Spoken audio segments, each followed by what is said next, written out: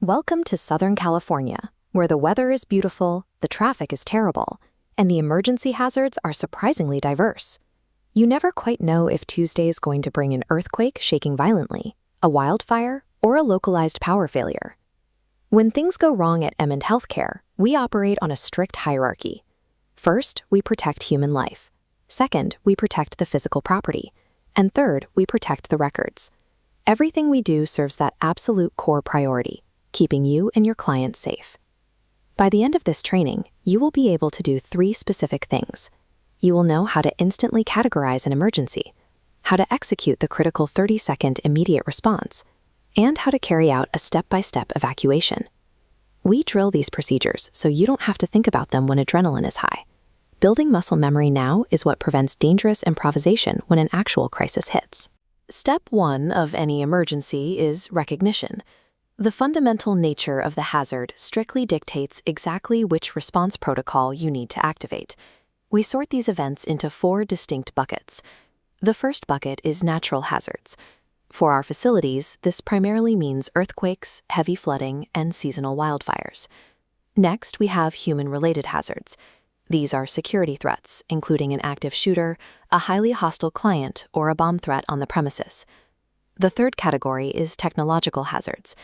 This covers infrastructure failures that disrupt care, such as the sudden loss of electrical power, water shutoffs, HVAC failures, or losing our IT systems. Finally, we have hazmat, or hazardous materials. This ranges from a small cleaning solvent accident managed by staff to a major toxic leak requiring professional responders. Correctly categorizing the hazard in those first few seconds is crucial. It prevents staff from applying the wrong response protocol to a dangerous situation. Once you recognize the hazard, you enter the critical 30-second immediate response window. There is one golden rule here: never attempt to be a hero, and never improvise outside of the established plan. So in earthquake, the correct response is dropping to the ground, taking cover under sturdy furniture, and holding on.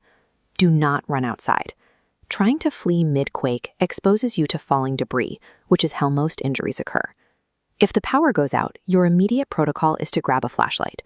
Never use candles or open flames, which instantly turn a utility failure into a fire hazard. During that outage, you have specific operational tasks. You must check the medication refrigerator temperature every hour to ensure the backup generator is working.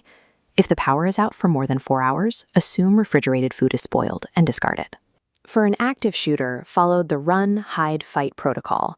And when law enforcement arrives, you must keep your hands raised with your fingers spread, following their commands exactly. For a chemical spill, your response depends entirely on the scale. If it's a small, known chemical, trained staff isolate the area and use personal protective equipment.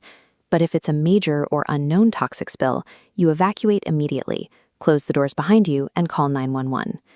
Suppressing the urge to panic, flee, or improvise ensures individual survival and keeps the facility's chain of command intact, so leadership can effectively manage the crisis. Sometimes a hazard requires us to leave the building entirely. For any non-mandatory event, the clinical director serves as the emergency command leader and is the one who authorizes the evacuation. Step 1 is receiving the evacuation order. Your immediate priority is to reassure the clients and keep them calm. Clear, level-headed instructions reduce anxiety. Step 2 is gathering essential medical supplies.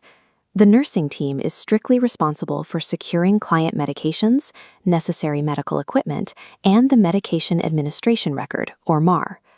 Step 3 is navigating the designated evacuation routes safely. Always utilize the stairs.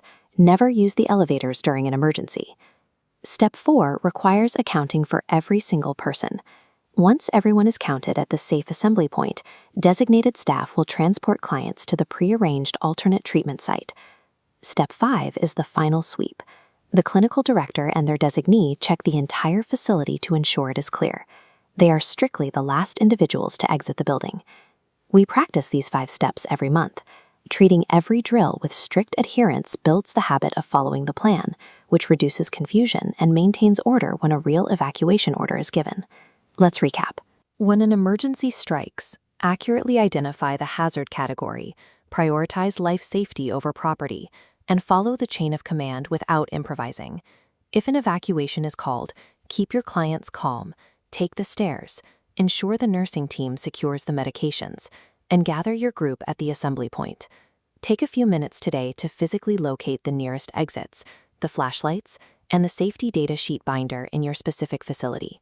At Amend Healthcare, your personal readiness ensures that when an emergency happens, the response is already written.